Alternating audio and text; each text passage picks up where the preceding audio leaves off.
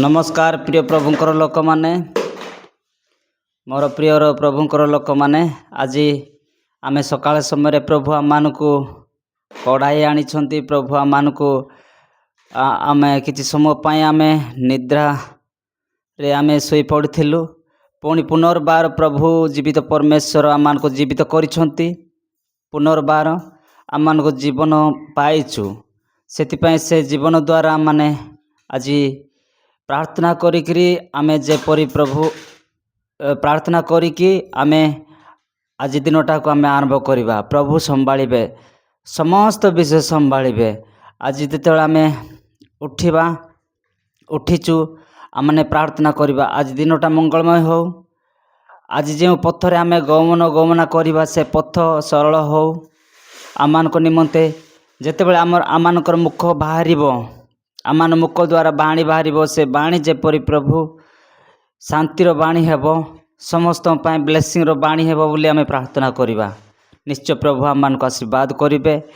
आज सकाळटार संध्या पर्यंत प्रभु तमे संभाळ आमानकर जहाँ जहाँ आज गोठिया जाऊ अच्छी जहाँ जहाँ आम करूँ काम कार्य करूँ जेकोसी स्थान को आम जीवु आसबू बाहर जीवार भीतर आसबार समस्त विषय प्रभु प्रभु निकट में आम प्रार्थना करिबा। प्रभु संभाळिबे से आज सकाळ समय आमने जेकोसी स्थान को जीवा आम प्रार्थना करिबा। आम निश्चय प्रभु आमान को आशीर्वाद करिबे। प्रभु आमान को निमंते संभाळिबे। सेतिपई गीत संहिता 105:1 पद लिखा जाइछि सदा प्रभु को धन्यवाद करो ताहा को नाम रे प्रार्थना करो। सदा प्रभु कर धन्यवाद करो ताहा को नाम रे प्रार्थना करो। सदा प्रभु को धन्यवाद करो मोर प्रिय माने 105:1 रे लिखा है। गीत संहिता 105:1 रे लिखा है सदा प्रभु को धन्यवाद करी चलो सदा प्रभु को धन्यवाद करो ताहा को नाम रे प्रार्थना करो।